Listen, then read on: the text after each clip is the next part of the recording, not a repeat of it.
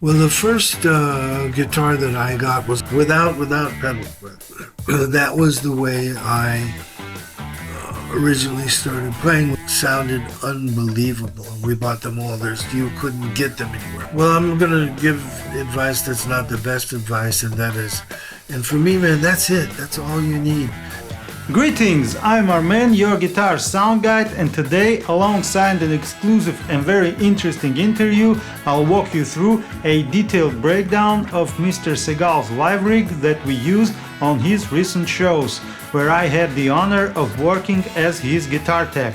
We'll talk about the three guitars, the amp and the pedalboard that made up his live setup and dig into the finer details. Let's go!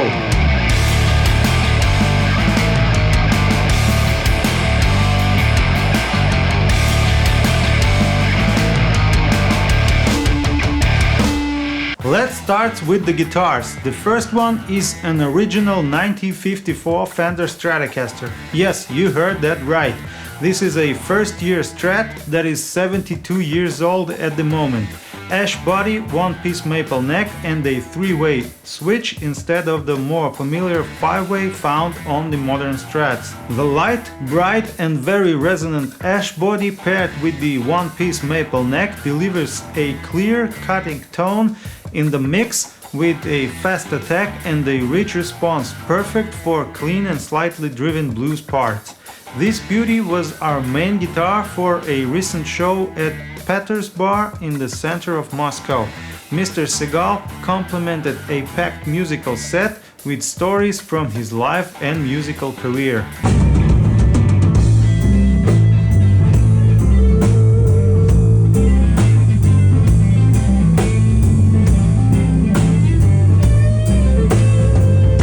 The second guitar is an original 1964 Fender Stratocaster with a rare configuration for a Strat, a Corina body, maple neck and rosewood fingerboard. Corina is extremely uncommon in Strats and tonally it's a very interesting choice. It gives a richer, warmer mid-range and a smoother top end, while rosewood softens the attack and adds a singing quality to the overall sound. Compared to the 54, this Strat sounds noticeably thicker with more pronounced mids, which makes it work great with dirt boxes and shine in the medium gain blues rock context. You can hear this guitar on the recording of the 10-year anniversary concert of the Kvartirnik Morgulisa project, which took place at Live Arena Stadium, and I'll put the link to the concert in the description below.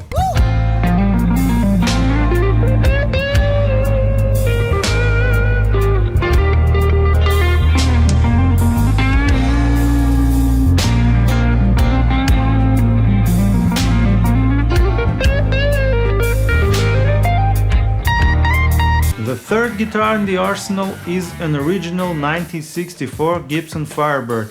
Its distinctive feature is the neck-through construction. The body is built from three pieces of mahogany, one of which is neck itself, with a rosewood fingerboard. And the second very important element of this guitar is the set of Firebird pickups, designed specifically for this model. On the one hand, they deliver a tight mid-reach tone, but at the same time, their output is noticeably lower than that of a typical vintage-style humbucker. Sonically, the Firebird is in a very different lane compared to the Strats described above. Long singing sustain, a tight low end and the slightly metallic snappy attack of the mini humbuckers together create a dense yet fairly bright sound. It's an excellent foundation for more saturated lead tones when you need not only to cut through the mix but also add a bit of aggression. String-wise, we are using Ernie Ball Power Slinky 1148 strings, and I often use this exact set in my own reviews as well. They give a great balance, enough stiffness and density on the top three strings and at the same time comfortable softness and brightness on the lower three.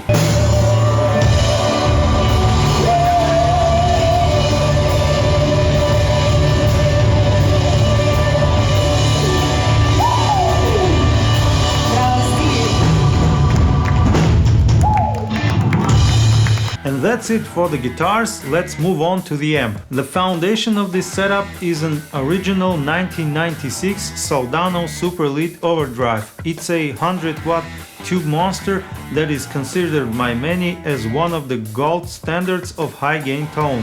At the same time, most guitarists underestimate how good the SLO can sound clean and in that edge of breakup zone, where it works beautifully with drive pedals, and we'll definitely get to those in a moment. Together with the Soldano, we're using a 2x12 cabinet from Belarusian workshop Samp Custom, loaded with a tried and true combination of Celestian Greenback and Vintage 30 speakers. This pairing gives us a very well balanced sound. The Greenback provides the foundation, a tight low end and smooth mids, while the V30 adds upper mid bite and articulation. As a result, we get a flexible overall character that can be quite open and sparkling on cleans and tight and saturated when driven. At the beginning of the video I promised a deep dive into the details, so let's talk about how we set up the amp. Unlike modern SLO versions with two fully independent channels, this unit is built on a cascading gain structure. The overdrive channel's gain is stacked on top of the normal channel's foundation. Our target sound here should not be heavily distorted, but it does need to be loud enough, so we ended up with the following settings. To fully open the amp's power section and get the required volume, we had to push the master section pretty hard. Both master controls are set around 9, which is very loud. Then, to tame that volume and get that crunch people refer to as edge of breakup, the normal preamp is set roughly halfway, while the overdrive preamp is at minimum. This way the amp can breathe, but the overall tone stays relatively clean because the more saturated gain flavors are coming from the pedals. The EQ settings shown here are tailored to the bright 54 Strat and need to be adjusted when using another guitar. Now let's move on to our pedal board. The only pedal on this board that Mr. Seagal had before we started working together is the King Tone Duelist. All the others I helped him choose from the huge number of options you've seen on the shelves behind me in various videos. After a long journey and a ton of experimentation, we settled on this effect chain that has been covering all our overdrive shades and tonal needs for over a year now. Let's go through which pedals we use and for what musical purposes. Sur Kogicomp is a smooth compressor that we use to increase sustain in slower tunes with more lyrical singing lead tones. Sur Coco Boost Reloaded gives you two boost flavors. The first one focuses on mid-range and is perfect for adding density to the bright tone of the 54 Strat.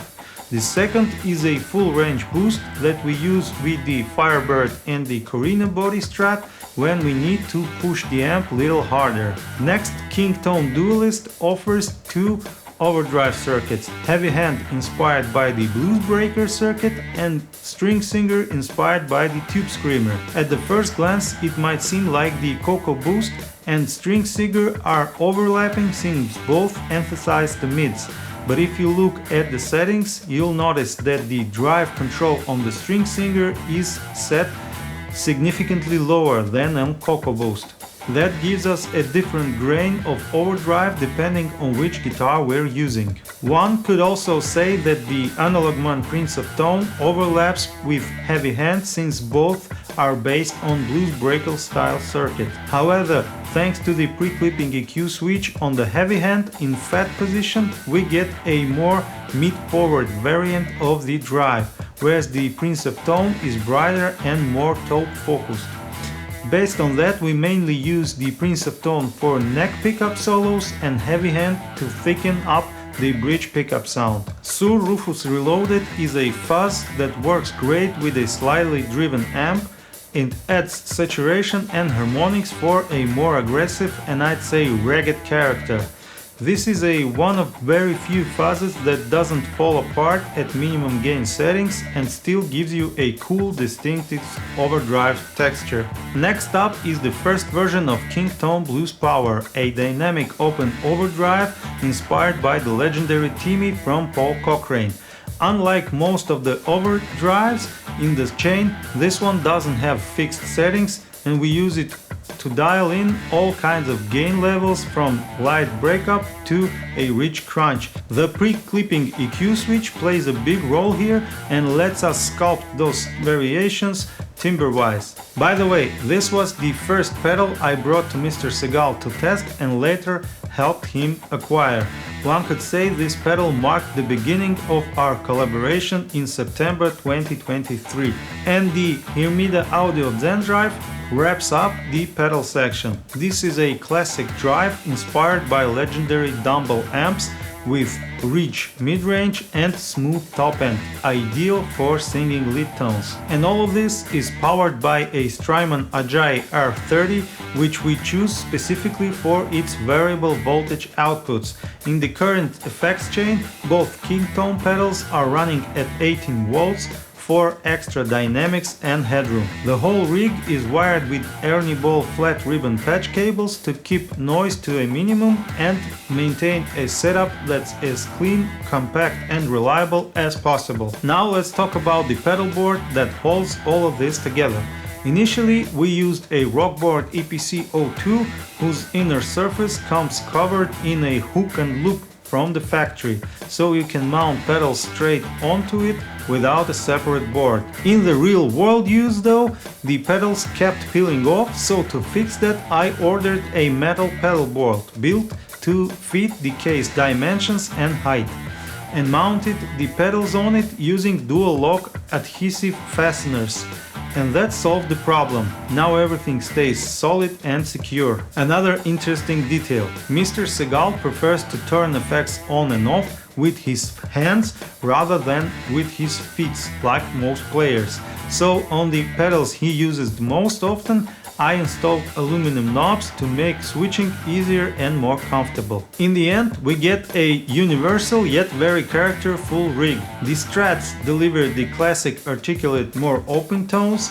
The Firebird adds thickness, sustain and aggression when the musical context calls for it. The Soldano SLO provides the core, a tight saturated edge of breakup tone that works brilliantly with pedals, and the pedal board, like a good set of spices in the kitchen, lets us move easily from almost clean bluesy sounds to dense, harmonically rich solos. My job as a guitar tech is to make sure that with all these options, the rig remains simple, relatively compact and doesn't let us down on stage. And that wraps up the rig breakdown. Let me know in the comments which part of the setup grabbed your attention the most, the guitars, the amp or the pedal board.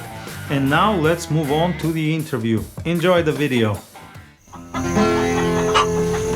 Woke up this morning, the sun smiled down on me. Sun smiled on me? That ain't the blues. Oh, honey, that's cute. Whoa, whoa, whoa, whoa, your boat hobbling down the stream. Dang, that ain't the blues either.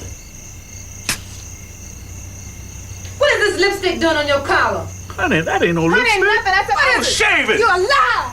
Look at you lying in your mama. We're repossessing your car. Marry you to bed. Sorry, but I ain't never coming back. Saddles is my first name. Last name is Misery. I lost my woman and the rain is coming down. Oh yeah. Greetings, dear viewers, I'm Armen, your guitar sound guide, and today we'll have a special interview with one and only Steven Seagal. Greetings, my dear friend.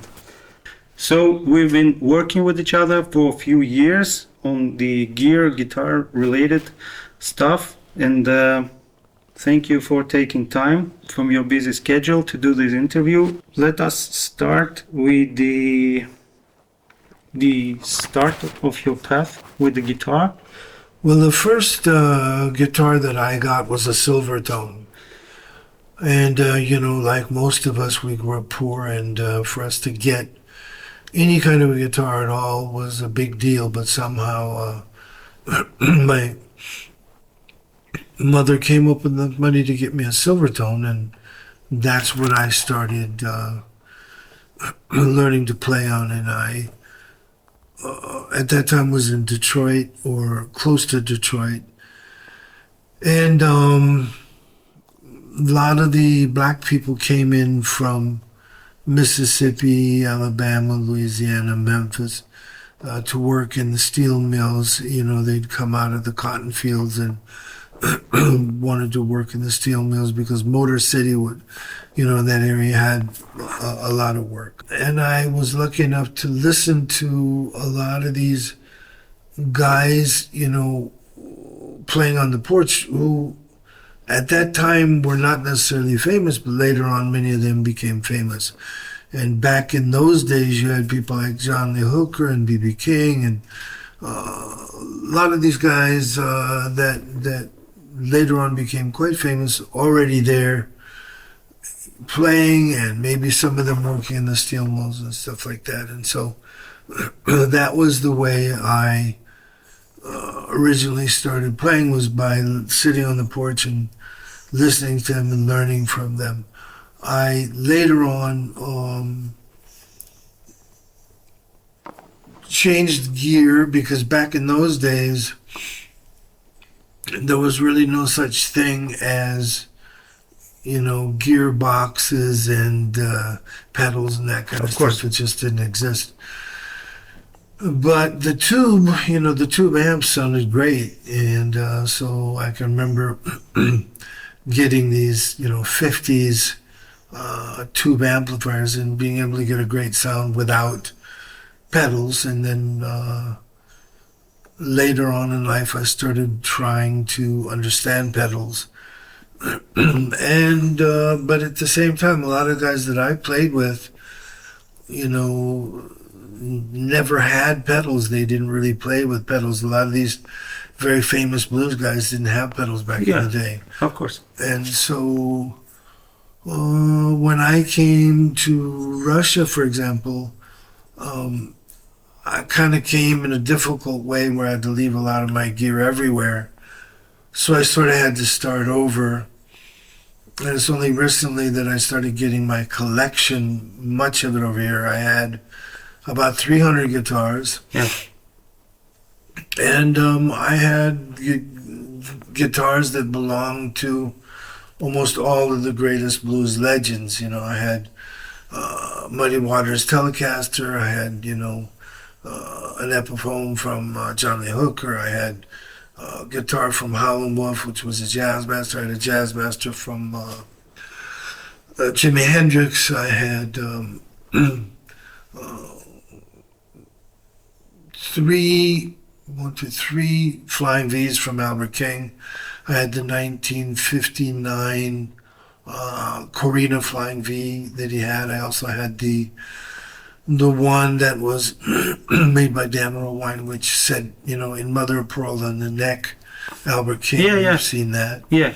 And I have all of those now. And then I had, I think it was a 63 Gibson Flying V that belonged to Albert. So, and on that one, I think he wrote Crosscut Saw and some other famous songs. So I had all of Albert King's Flying V's, and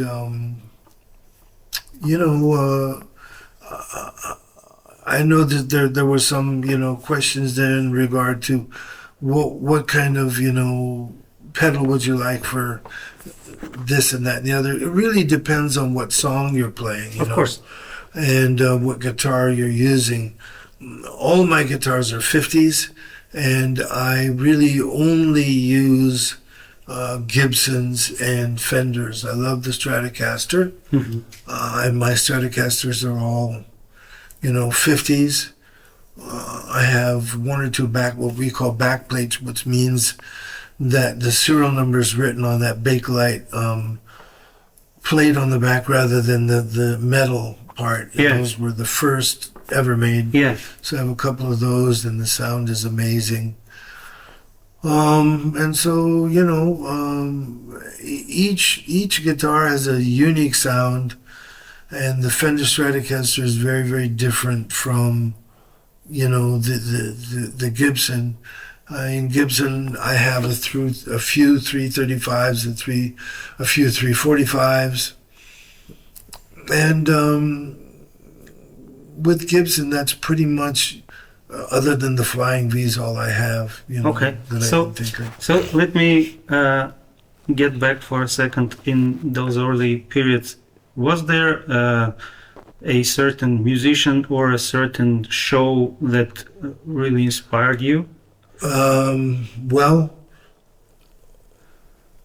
I can't remember where I saw certain people at the time, but I also got to spend time in Louisiana and Texas, and so I can remember seeing Johnny Winter when I was younger, and I have, one of his, he got me involved in the Firebird. Yeah. And so I have a lot of Firebirds, mainly because of him. So he was a big influence on me. Gatemouth Brown was a big influence on me, and Gatemouth Brown was also from Orange, Texas, and he was a close friend of mine. I played with Gatemouth Brown a lot, and he also was a very, very strong fan of the Firebird. So I did, one or two tours, the whole tours with 99% of my guitar playing was on the Firebird. Okay. So let me ask you this. Initially, when you started playing, you were at what age at that time? Well, the first guitar that I got was a Silvertone, and I was probably 7 or 8 years old. Silvertone. Cool. So, and at what age do you recall your first gig performance on stage? Well, it's a kind of I don't want to say a secret, but it's something most people don't know. I actually found it easier to get jobs. There was this kind of almost like a Chitlin circuit where you'd be in all these crappy little bars and juke joints and stuff, and I had to lie about my age, because it wasn't even legal for me to be playing. Okay. Cool. And I actually started out in those gigs as a drummer because it was easier to get a job as a drummer. So I started out on this kind of, faux Chitlin circuit as a drummer, and then from there was able to squeeze my guitar playing in there. Cool. Yeah. So your first record came out in 2004, and can you talk a little bit about what inspired you to make that record? I just had a few people that were really close to me who wanted me to try to put something down like that.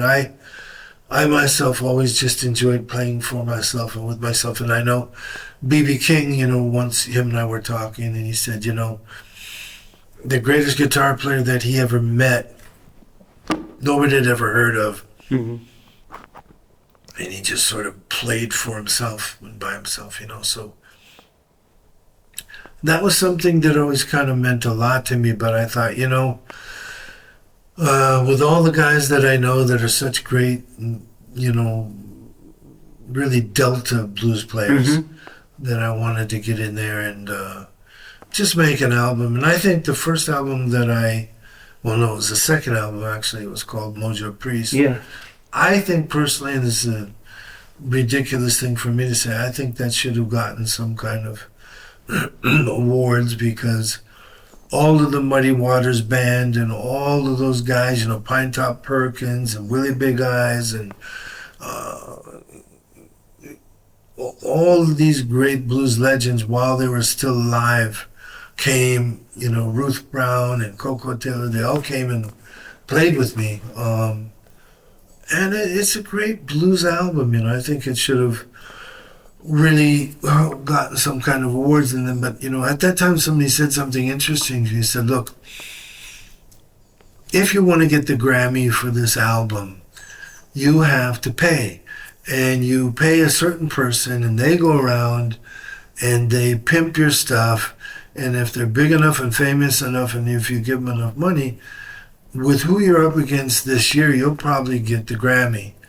And me being, stupid, I don't know if I was stupid, but I just said, hey, this album's good enough to be able to get whatever awards it gets on the merits of what it is.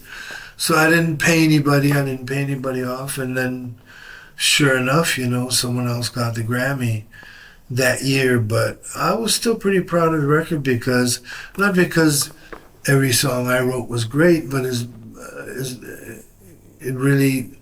I was proud of the record because I had all of the last to the great living blues legends, from Bo Diddley on down. Anybody who was still alive, they were on my record, and I was happy about that. Okay, cool. So since releasing the album and being more as an adult, do you is there a certain performance that you remember that have significant meaning for you?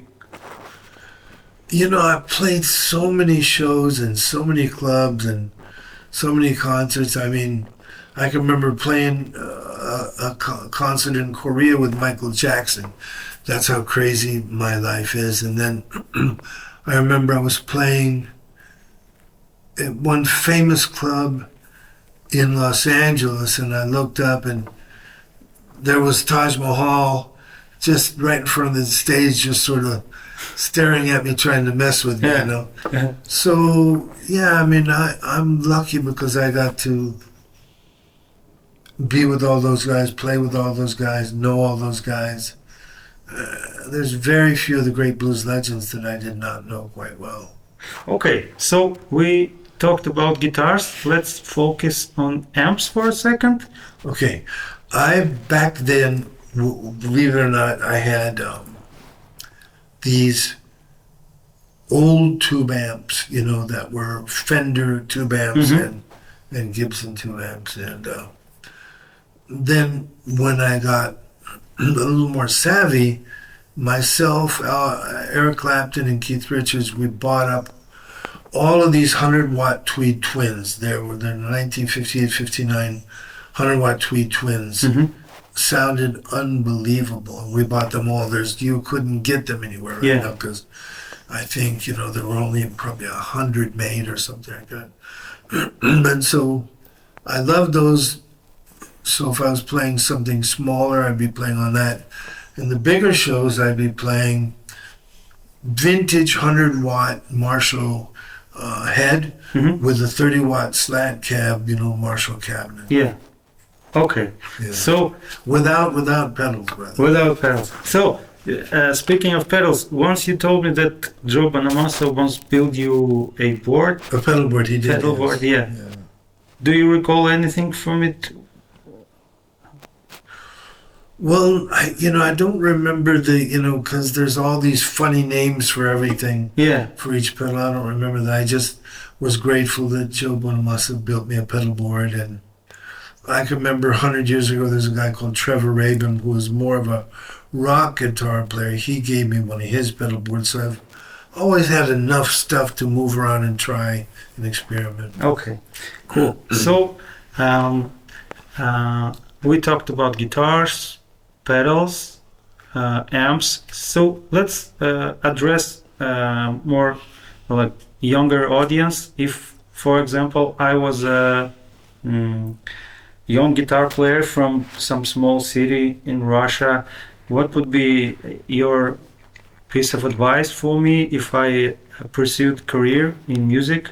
Should I try to head to big cities like Moscow, St. Petersburg, or maybe lean on internet?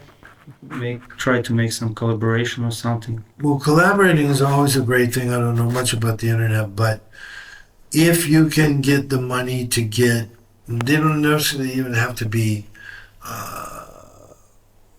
real. You could get copies of, a 345 Gibson. You can get like a Mexican Stratocaster. Uh-huh. It's not a real Fender Stratocaster, or maybe it is real, but it's Yeah, it's made in Mexico. It's It's made a in different Mexico. thing. Yeah, it's I agree. so you can get those. They're kind of fake, but they're kind of real. But you get a real Stratocaster and a real Gibson 335 or 345, and for me, man, that's it. That's all you need. Okay. And then maybe you get Fender Super, amplifier, Mm-hmm. Yeah. and you're good to go. Okay, cool. So, how do you think what is more important for a musician? Is it more important to stay true to yourself, even if it's like not line up with industry standards, or maybe should one get through first and then express his identity? Well, I'm going to give advice that's not the best advice, and that is always stay true to yourself. Okay. So, and for the audience, if we zoom out regarding geography, I think, would you agree that young guitarists all around the world share same passion, except for maybe language and country, but the goal is still the same, to get on the stage and play loud gigs? What would you advise maybe to them? I think all of their aspirations are different. I don't think they're all the same.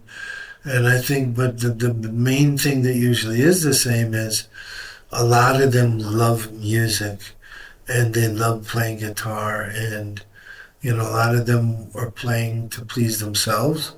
And then those are, there's some guys out there that are playing to, because they want to become rich and famous. Those are the guys that are going to have the most trouble. Yeah, that's for sure, because they don't know what's coming. Yeah, exactly. Okay, so thank you, my dear friend, for Thank you, my taking dear time. friend. Thank you.